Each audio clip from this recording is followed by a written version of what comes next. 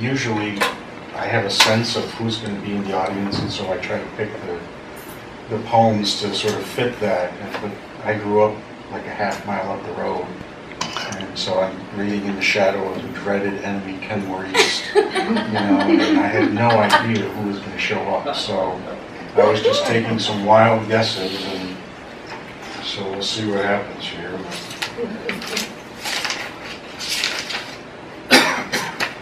So I'm going to start with the first. It's actually called a foreword of the first book. I had a foreword and an afterword in the forms of poems. So in the foreword is a poem called Presence. Upstairs in the attic of the green house with white cracking trim was finished space I called office, with right locations chosen for books, magazines, and one ashtray metal on the desk and one of chipped crystal on the end table made of wide-grained pine. On this, swollen by slow, wet air, a line of unconsulted reference books leaned perpetually to the right. Irregularly, I went up there. I believed it was a good space to listen, and sat at the desk which faced, in any rearrangement, the door. What had startled me was the thief's failing to close the drawers of the desk, which were so easy to close. More than anything I may or may not have missed or lost, it was this flap of unfinished business that threw me, that brought to sharp relief suddenly all the room's marks. Which had I caused? Which were the business of the dead, the here and suddenly gone? And when, days later, I dreamed again, I went up unrelieved and closed them one by one, slowly, as though watching for fingers, puzzling as to whether it would end simply like that, or start up again, or change anything.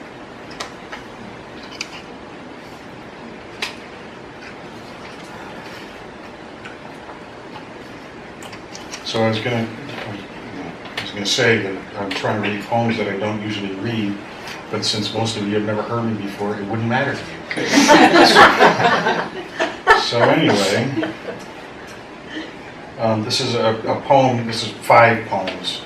I have read this for a long time, so it's one of my favorites. But anyway, so there's 5 pieces.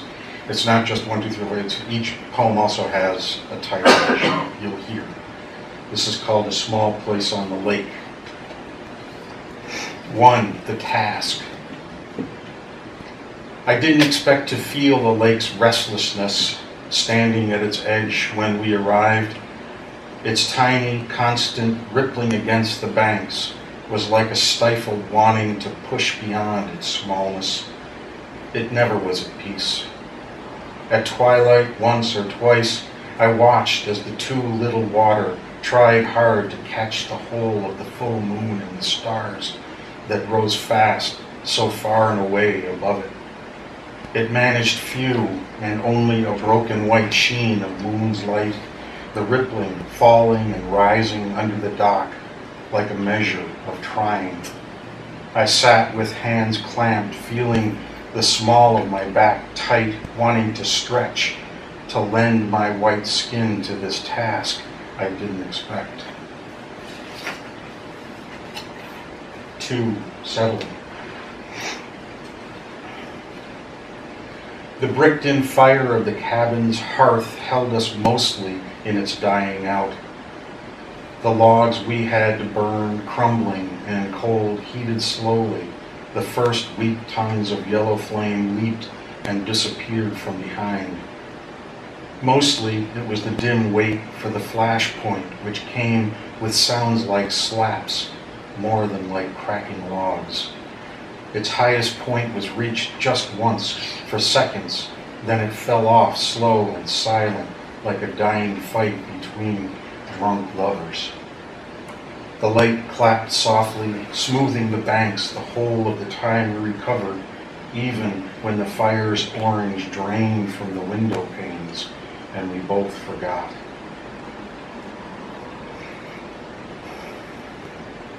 Three, blackout.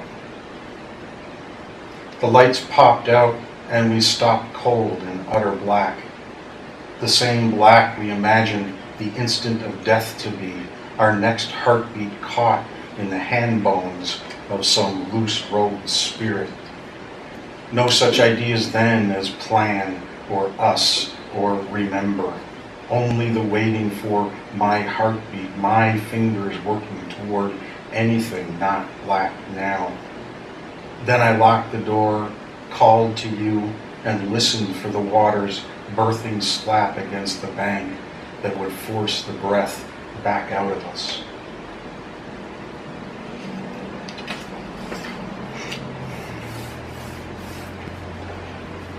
Four, waiting for power. The lake does nothing with lights dancing on its surface. Its movement is beneath those.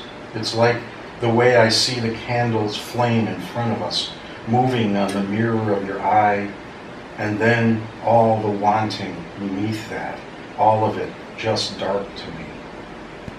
Once someone showed me that the surface of the lake gave the sky's lights a second life, the first constant in the high dark, but then the one that wavers on the lake's face, divided by my fingers flowing through like dreams that multiply themselves the instant they are touched. Now I think everything must have two lives. You and I will always have two lives. 5, this storm's passing. We are softened to each other, glad the winds that made us feel so fragile are pulled away with this storm's passing. We pack the car, drive back from our retreat, and I still don't know what happens next. Whether the lull of the city's noise in its tide-like rise and fall will remind us that the lake's small motions were not different, except that here, where we navigate black asphalt, the sky's lights have just one life, trapped between black buildings we forget to look past. It seems too painless, too, to forget ourselves, to take as peaceful the rippling sounds that spread like waves over the walls of our small place.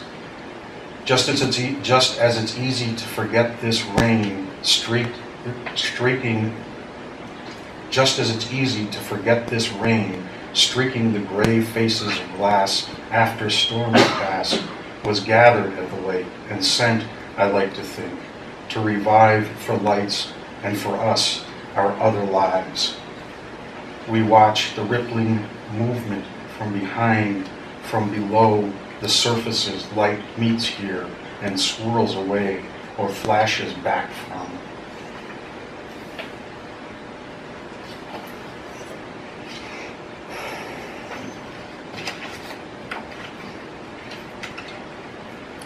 So, if you're writers, or you read a lot, whatever, and you think about yourself a lot, there comes a point where you just get really tired of thinking about yourself. So this is about that.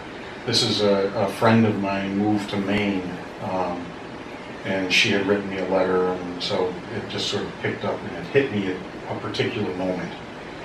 So she writes, "There are seagulls over my roof and over the blue dumpster of the Chinese fast food place," you write, "past which I imagine the Atlantic, cold and roiling off the coast of Maine, and the wind blowing salt smells and the smells of ripe foo young, and you probably deciding whether to move or finish the thought.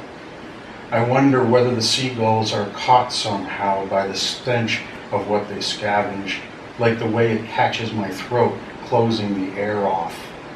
As they flap against and over the waves of wind, eyeing the blue dumpster, I think how much that feels like thinking to me lately. I've had enough of myself. I'm poking through the detritus of my over and over examined life, and I want a truck to haul it away and force me, like the seagulls over your roof, and over the blue dumpster that's empty now, to fly off screeching in search of other bones to pick, other scraps of rotting nourishment to flip up in the air and swallow. So there.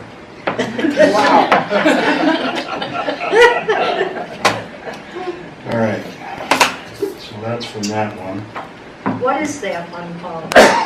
The book, Yeah. Points of Departures. Oh, yeah, thank you. You mentioned it, but it's slipped away. So let's do a bit of a change up.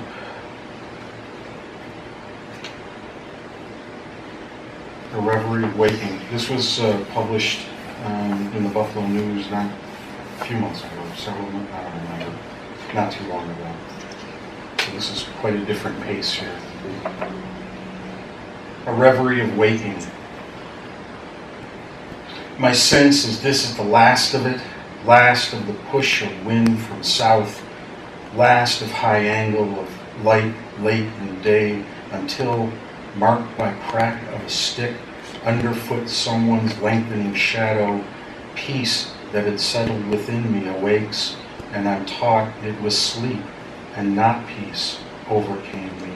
Reveries of magic folk striding through landscapes in lush pastel life, pastel light and not life itself I was living.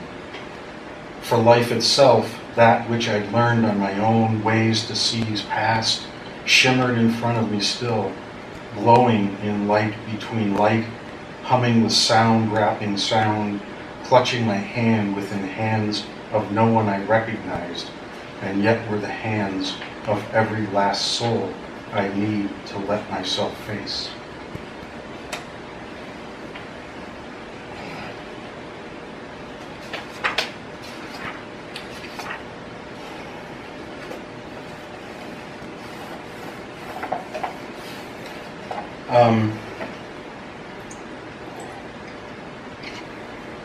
This is pretty self-explanatory, so I want to explain it.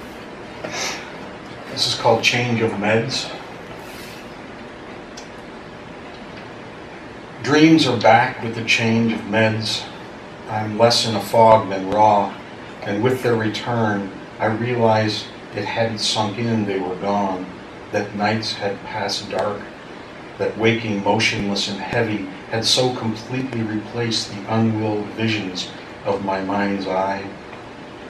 The tedium of the change of meds tightens me again, recalls through clenched neck and shoulders what I've held of my life within me, outside my brain, reminds me how much I want no part of this misfiring of neurotransmitters, this bullshit theory that elevates flows of chemicals over acts of will, failures of acts of will. Thinking will make it so. Belief that thinking will make it so, will make it so. I concede none of these.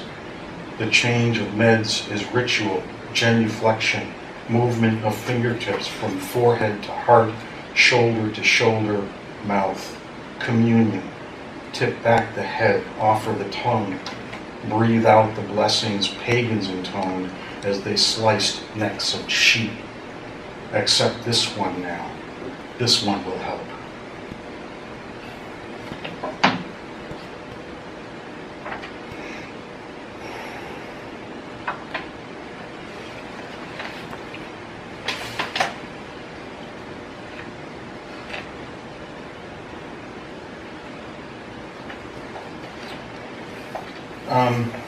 I write fairly a lot about spirituality, not religion necessarily, but how you connect, what that means, how people approach it, that sort of stuff. So there's several poems about animism and other organized religion, etc., etc. So this is one of those. It's called Deliverance. And it takes an epigraph. Yeah, come on in. Sure. We'll let you come in. Sure. Thank you. Yep. So it takes an epigraph from the Aldous Huxley book called Island. And the epigraph reads, "Give us this day our daily faith, but deliver us, dear God, from belief." Belief shatters like crystal rocked from an oak shelf by a shift in the plates of the earth into shards, from each one of which shimmers the fractured colors of the whole, shards large enough to tempt reassembly into something resembling the original, a task nothing but impossible. I have been that astonished, leaping at the crash of the crystal of what I knew against the cold stone of what I didn't, wanting for heartbeat after the shattering to create once again the thing I had polished and displayed, to bring back what had been certain and ordered. Seeing for once, as I looked at the glittering chaos of split light and the shards, what is impossible, what will be inevitable, what is precious cannot be delivered all of a piece, polished and pointed at. What is precious is what can be or not be, depending only on faith that it will not be held simply within things we believe to be shatterproof.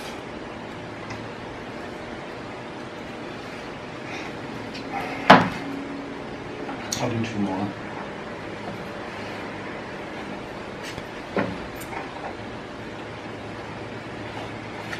Since my mother-in-law came, I'll do this for her mother.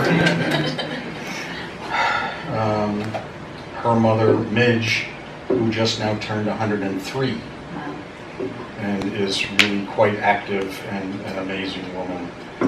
She's going to the Adirondacks on Sunday. Right, for a short hike or something. No, seriously, I mean, this woman she's crazy. So anyway, so this is sort of thinking about her. For Midge Sumner now at 103, epigraph from Theodore Roethke, "Oh, the songs we hide, singing only to ourselves." If I were to speak her life, it would be with a backdrop of starlings, tenacious, common, each one loyal to one other among thousands, pivoting and rolling intuitively through chaotic waves of flight. I would speak from a wild field of dogwood and orchid, sunflowers, knotweed, spring beauty and hawthorn, brilliant, untamed, delicate in one view, tenuous, gripped to hard soil in another. It would be on a day that thick patches of clouds broke fast across a blue sky, spinning out dances of light and deep shadows, disrupting the flow of recital with moments of silence feeling like hours. I would weave her regrets with all her devotions, cast off inflections of sorrow or praise, bear witness to that which was wild, that which looked to be tame. I'd not end the story with death. I'd not tie that tale solely to her like an albatross hung round her neck, but also invoke her sisters in spirit, circling the field, passionate, affirming, joining with her and those she still shepherds, laughing with her. And then we will gently fall silent for moments, feeling like years. And then I'll close with the last poem in the second book,